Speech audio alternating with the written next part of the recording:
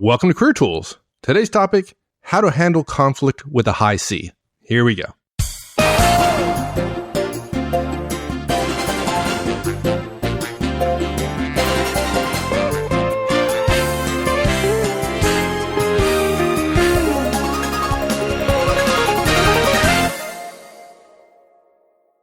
Well, we get asked questions about conflict all the time, and one can have conflict with high Cs. I know, because I've been in conflict. Yeah, yes, you can.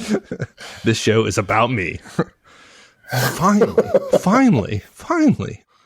So you said several times, right? What is it your dad said about conflict? You know what? I think he recognized that I would tend to have a sharp edge and that I would sharp elbows, if you will, and I would create conflict sometimes where I went. And he reminded me that sometimes conflict is good, sometimes it's bad, but fundamentally, don't assume that conflict is inherently bad.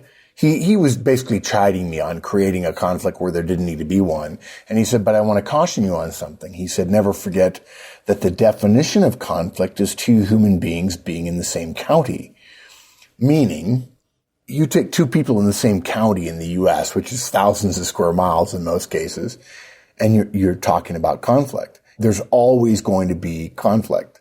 And so for those of you who are naturally uncomfortable with conflict, and that tends to be the S's and the C's in the world, although that's not black and white, if you have 5 or 10 or 100 or 1,000 human beings in an organization, or even 500 or 1,000 people in a building, there's going to be some conflict.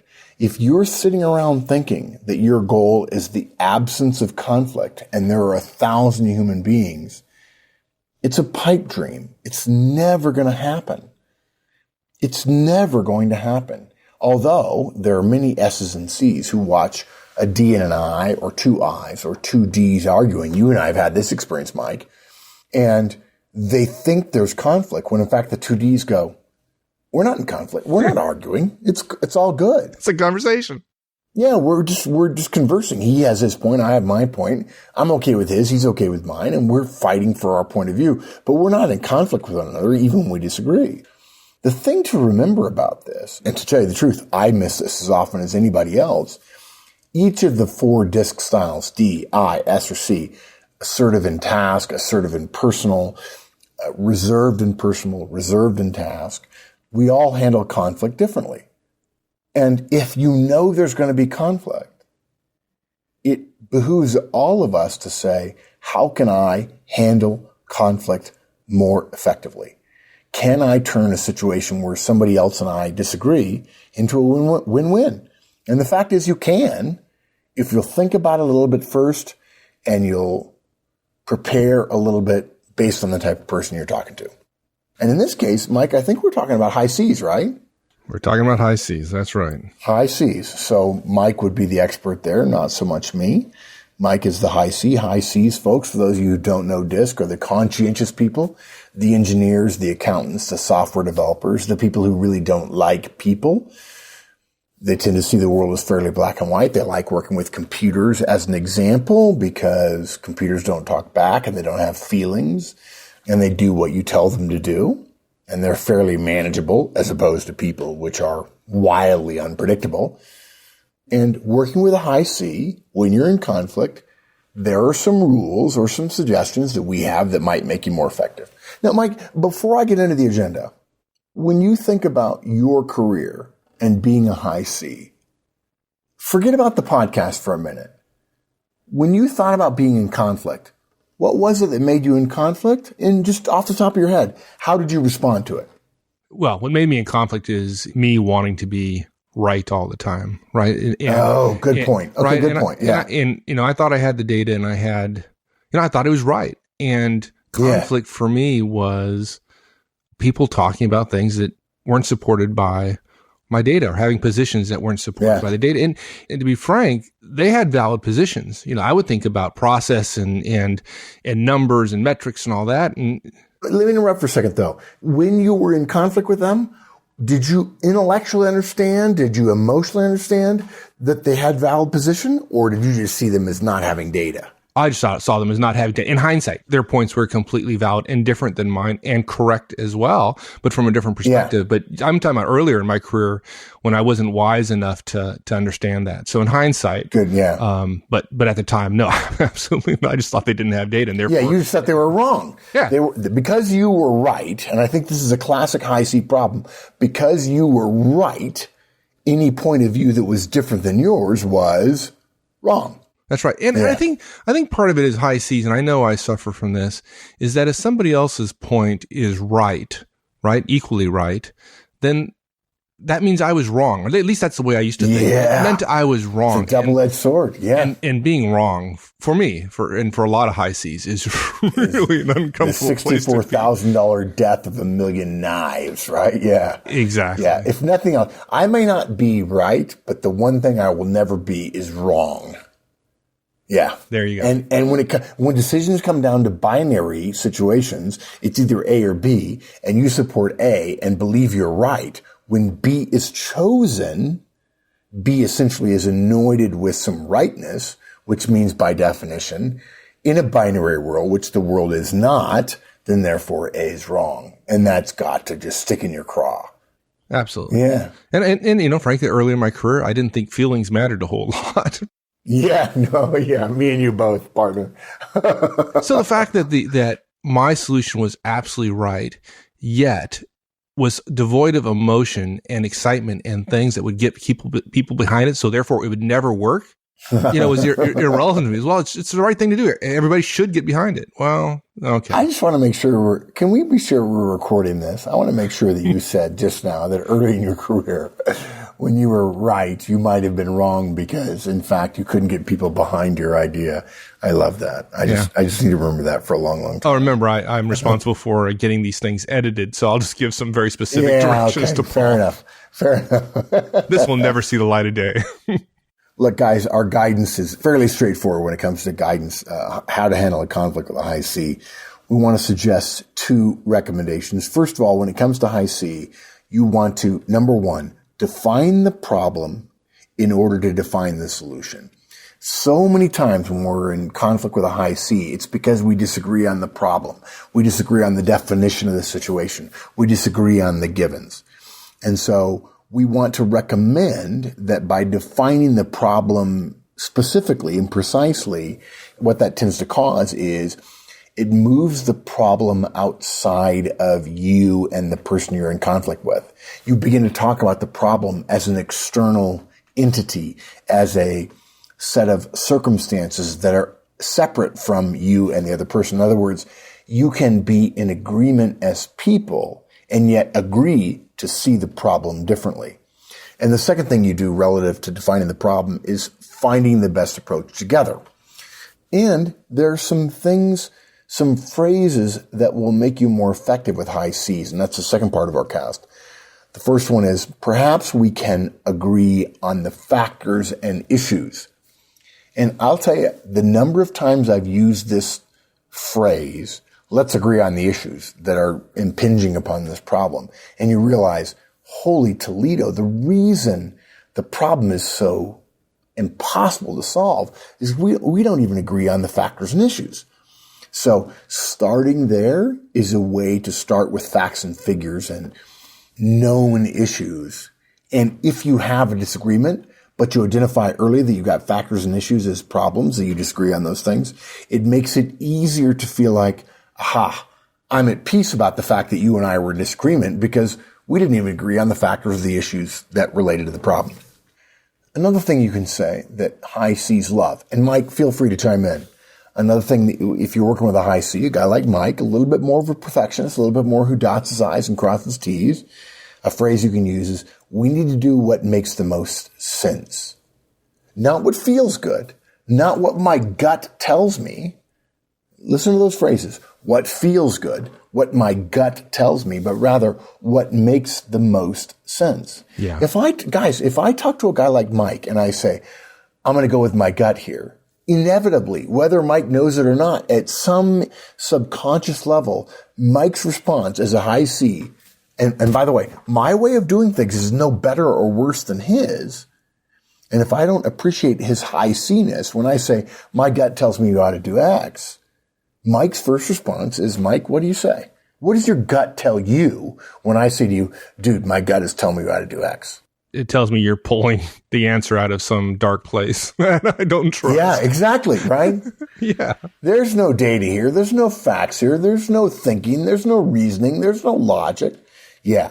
So when you say we need to do what makes most sense, you're appealing to the high C, the need for logic and rationality and optimizing thinking. And the last thing we're going to recommend is saying, I'm willing to do whatever is the most effective solution. And guys, I have to tell you this. Mike is better at this than me. Mike is willing to lose the battle but win the war, whereas I sometimes am not. If you're not willing to do whatever is the most effective solution, I think you ought to struggle with calling yourself a professional. I really do. And there are times when I push my point of view, my high I point of view or my high D point of view, and I simply argue that it's most effective because it's mine, which is just wrong. It's just wrong. It may in fact be right, but it's not right because it's mine. And when you tell a high C, I'm willing to do whatever it takes to do the most effective solution, they're going to relax a little bit and be more open to a collaboration because you've shared with them that I'm not going to simply insist on my own point of view because it's my unrational or irrational, very emotional point of view on this situation. Yeah, totally agree. Okay, so let's get more in detail and talk about defining the problem. And I think for a high C, that's important, right? Because they want to have a framework in which to discuss the problem, right? Yep, they do. They're the logical, the factual members of the team. They pride themselves on not getting swept up with the emotions, with the politics. They don't act from their gut. They act from logic. Now look, that doesn't mean they don't get emotional, particularly when they're in conflict, when they feel they're right, as Mike mentioned earlier. And right, by definition, usually means a surfeit of facts on their side. They can dig in and defend their position like anybody else. As a general rule, it's been Mike and I's experience that high C's show their reserved natures. They tend to come across as reserved until they're absolutely sure they're right. And then they may be very quiet about it, but they will be absolutely implacable foes. Their certainty will imbue them with some emotion to fight for their point of view. When a high C is in conflict, they want to be sure that the problem they're solving is the correct one. Now, us D's and I's are, or those of us who are both D's and I's, double curse against us, right? Our tendency is to rush in where angels fear to tread and to end up reworking our solutions several times. But that makes no sense to a high C. Oh, drives high C's crazy, right? The idea, well, this isn't right, but we'll reiterate. We'll iterate on this thing 10 times and then we'll get there. And the high C is, why not wait longer until you discover what the perfect solution should be? Right? Stay quiet until you've worked through it all. So, if you're a D or an I, pause a little bit. Spend time with the high C defining the problem. Once you know and they know what the problem is, you're much more likely together with them to find an effective solution. Right. And it's hard for high D or high I to understand sometimes, but for the high C, sometimes the definition of the problem is the avoidance or the definition of the challenge. I don't want to use the word twice here in two different meanings, but the definition of the challenge, the solution is for the high C, it's just as important to avoid problems as it is to achieve success. Yep, exactly. His problems are antithetical to perfection, right? That's right. And the high D, high I goes, well, look, as long as we meet our objectives, yeah, there's a little blood, little messiness. Who cares? Well, high C cares. Generally. Yeah, I don't care. I mean, as a high D, high I, my natural tendency is, I don't care if there are problems. I really don't. I'm okay with that. If there are problems and I'm achieving my objectives, who cares? The high C says, there's almost no way to achieve your objectives while still having problems. And I just put words in your mouth, Mike. Would you agree with that? Yeah, I'd agree with that. Yeah. Yeah. Yeah, okay. absolutely. Good. So now, and by the way, folks, if you can't figure out that you are seeing a window into the Mandarin Tool soul in terms of what Mike and I argue about, and if you're saying to yourself, I really think Mike is the smart one of the two, you're probably a high C. And if you're thinking, I really like that Horstman guy, he makes things happen, you're probably a D or an I. There you go. Just making our biases clear, right? Yeah, exactly. If you're high D or high I, like Mark on Facebook. If not, then like me. Oh, that's right. You don't have a Facebook account. That's right. Don't have a Facebook. I guess I win. Yeah, that's a longer story. Yeah. Yeah. But then again, Mike, if you were as popular as me, you wouldn't be on Facebook either. Just saying. I'm just saying. Yeah. I'm better on. I tried Facebook. What a disaster. My kids are like, Dad, it's all work. Yeah, I know. Okay. So our recommendations here. First of all, move the problem to outside the two of you. And this is, you know what? I think for many of you listening, this is going to be a vocabulary challenge, if more than anything else. Okay. When you talk to a high C, don't talk. And by the way, I've talked about this before. For many of you, I've shared with you the idea of conversational scenario planning, where you think through, and I know for some of you, you're going to be shocked at this, but this is one of the ways that executives and senior managers get ahead. They think through the conversation they're likely to have with a coworker or a boss or a peer or whomever. Okay. So when you talk to a IC, don't use language that suggests the problem is he did it or you caused this to be the case. If you tell a high C, you caused this, and you're making it clear it's a problem, you're suggesting that they were wrong. And the first thing they're going to do, unless you have an exceptional relationship with them, is to shut down, to be defensive, or to analyze what you're saying to determine whether or not it's true. They're not trying to solve the problem that you believe exists between the two of you. They're back in, he said I was wrong. What factors led to my wrongness? And am I in fact wrong? And they may discover that the high C may be thinking all through the time you're blah, blah, blahing that I've decided he's wrong. I'm right. And now the high I or the high D or even the high S is saying, we've got a problem here. And the high C is thinking, no, actually, we don't have a problem. You have a problem. What I did was right, and you compounded it by suggesting that what I did was wrong. So we don't say, you caused this. We don't say, you did this, or he did that. And keep in mind as well that people rarely deliberately cause problems or do poor work. They don't. Even if wherever you are in the spectrum of DISC or anywhere else, even if you feel that someone else caused you more work or caused your work, the work that you did that was added to theirs, to be ruined, they probably didn't do it on purpose. And even if they did, calling them on it probably won't help you solve your problem. If you express those kinds of negative feelings, well, here's the mistake you make, or here's where you went wrong.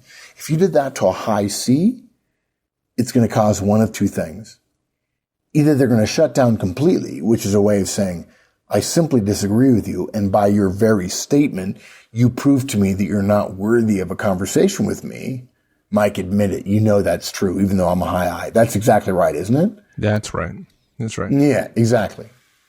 Or, unfortunately for some of us, for high C, they'll show you one of their rare flashes of anger. And forget about the response to either one. Both of these are very bad signs regarding working with high Cs.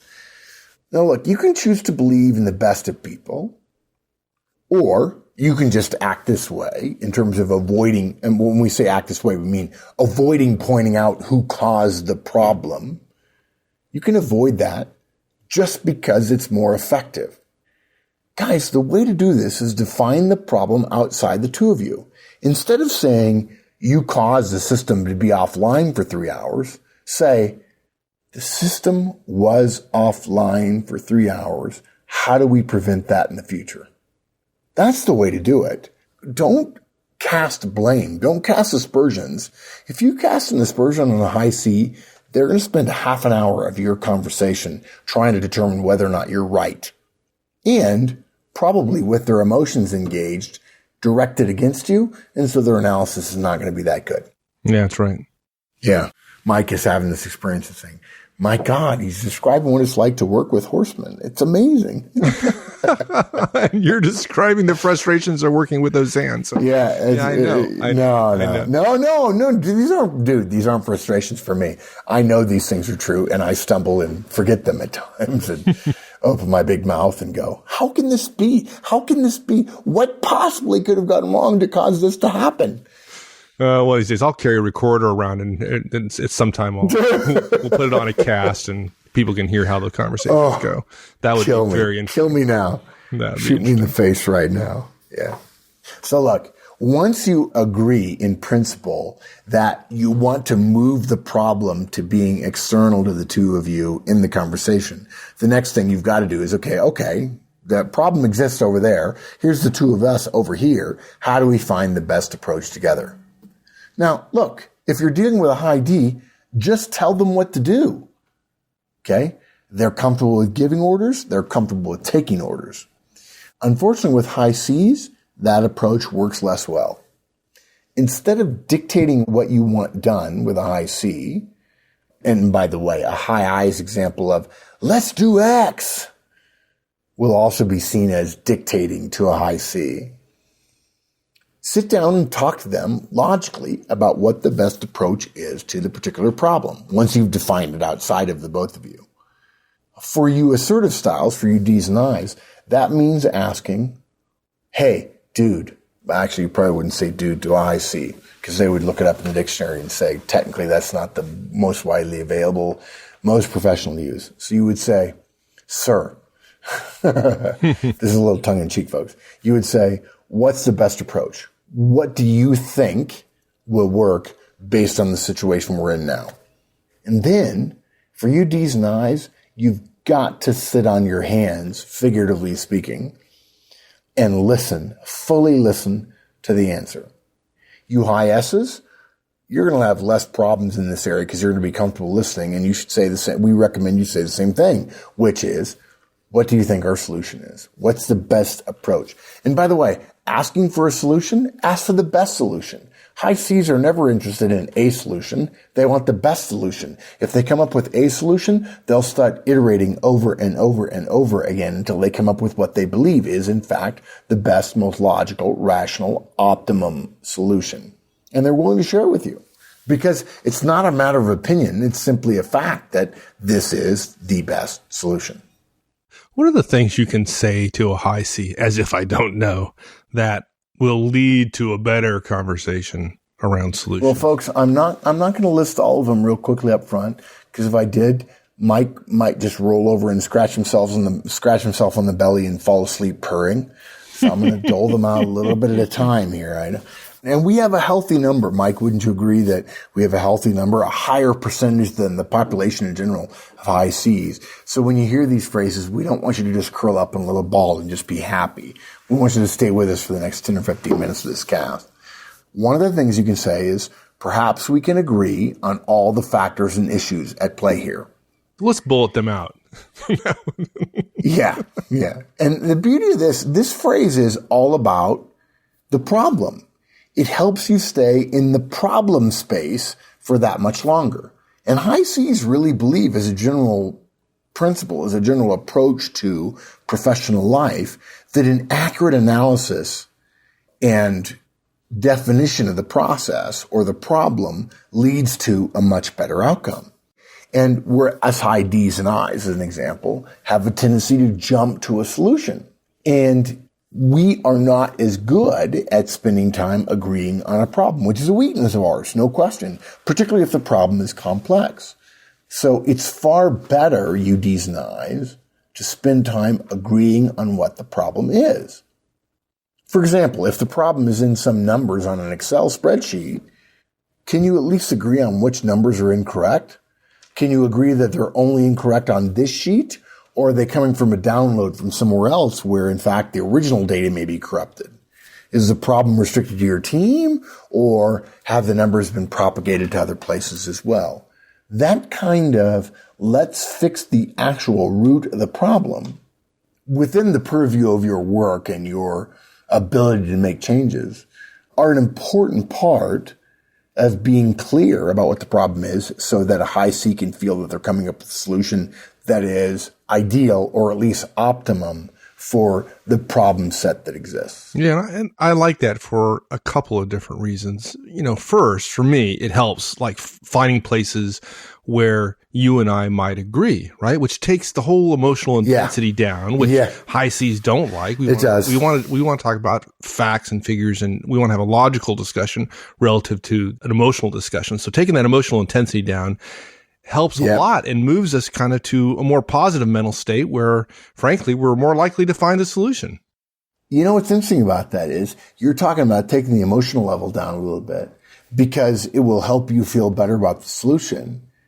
But the fact is, 95% of the time, taking the emotions out of, particularly in an analytical situation, everyone does better solving an analytical problem without their emotional component in place. You just feel better if there are no emotions in the discussion, right? You and I, how many times have you and I been in a discussion and you stayed rational?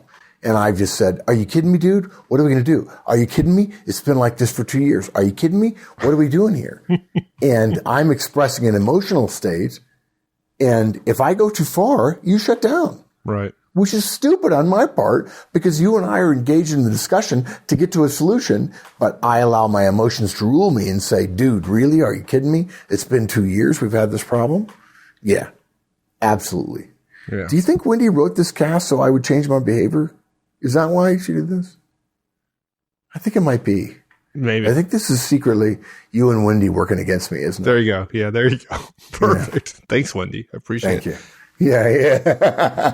The other reason I liked what you said is that defining the problem clearly leads to a situation where we can have a discussion and come up with a solution, implementing a solution that doesn't lead to other problems down the road. Like I said earlier, that's important to a high C. Yep. I think back to our experience, you being more of a high C and me being more of a high I, and the number of times where I've pushed emotionally to draw a conclusion and you've hesitated because you weren't certain that the conclusion was rational, that it was reasonably well thought out. Yeah, I absolutely was like, let's make a decision fast because I feel good about it rather than let's make a decision that makes the most sense. So yeah, I agree. Totally agree.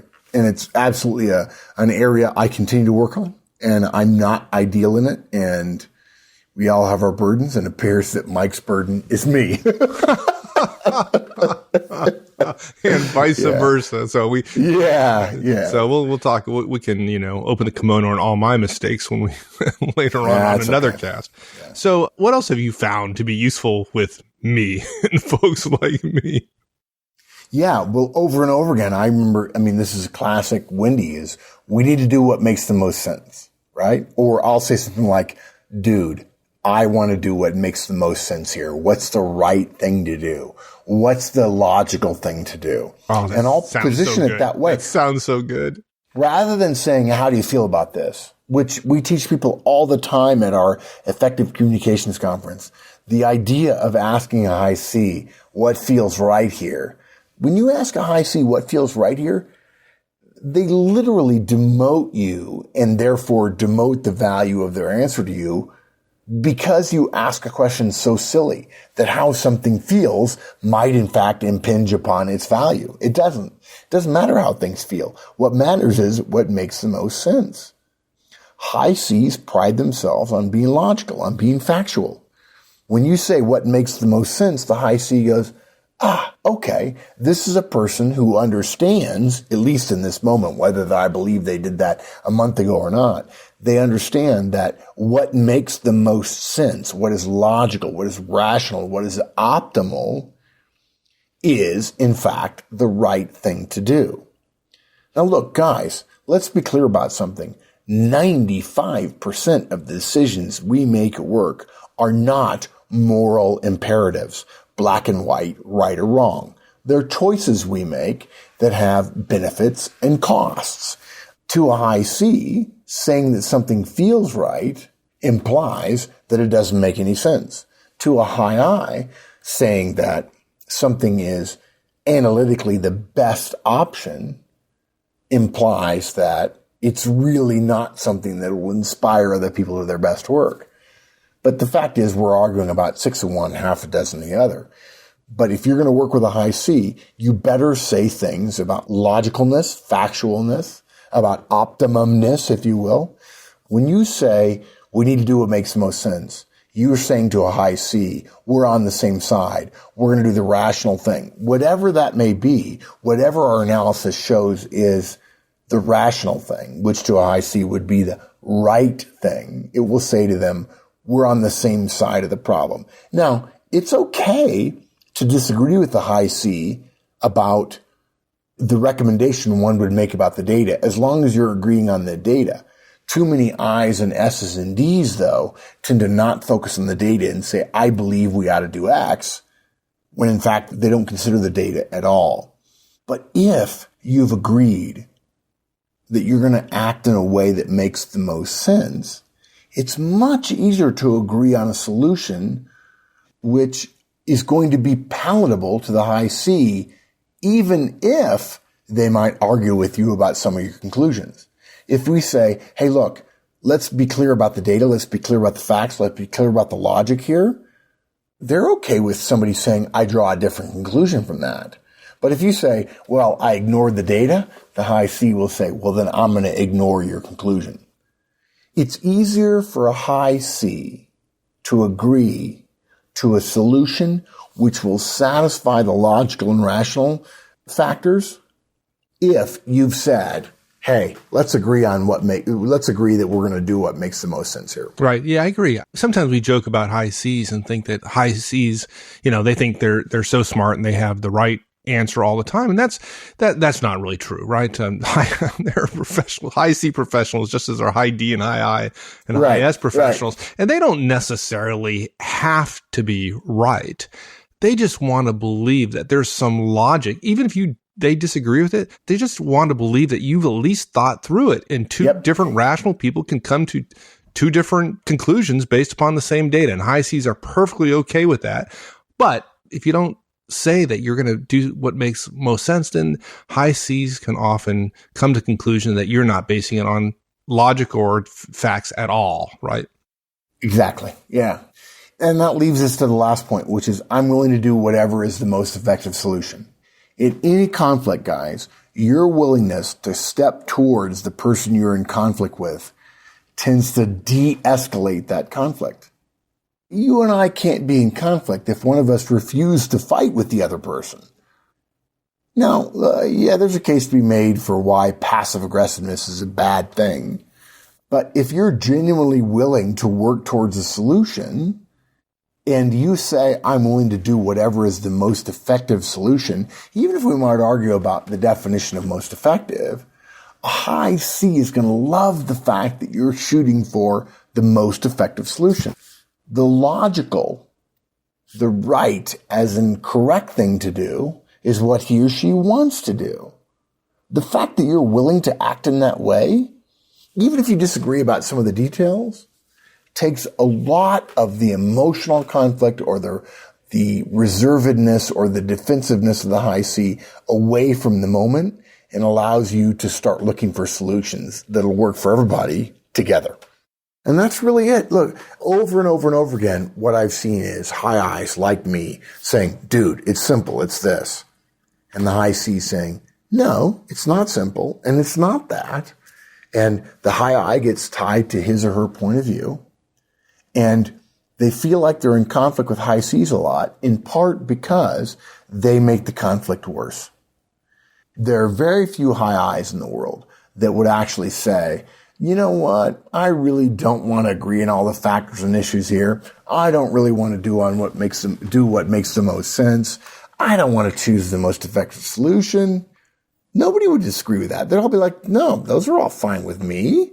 But because we don't say them, and because we don't then work in that direction, remembering that at any time we can say, I hear what you're saying, and I feel or I think we should go in a different direction. Too often, I think, we take a position and then we figure out the words to defend our position. And it's far smarter when you're working with people who are different than you to choose your words carefully to find common ground. If you find the common ground verbally and vocabulary wise, if you end up coming to a different conclusion, you will have done so in relative harmony. And that will allow you to disagree in the future or agree in the future much more easily. And remember, most of the people that you talk to on a daily, weekly, monthly basis, you're going to continue talking to on a daily, weekly, monthly basis. Sometimes you're going to be in conflict, and being respectful of a high C, a D, an I, an S, it doesn't matter who, and knowing how to behave in that conflict is going to increase the chances that when you're in conflict with somebody, it's not a conflict that creates a crisis in the relationship. And that's exactly what we want to avoid. There you go. All right, my friend. Thank you. You bet, partner. Anytime. All right. We'll see you. Thanks, everyone. That's it. We'll see you next week. In the meantime, have a great one.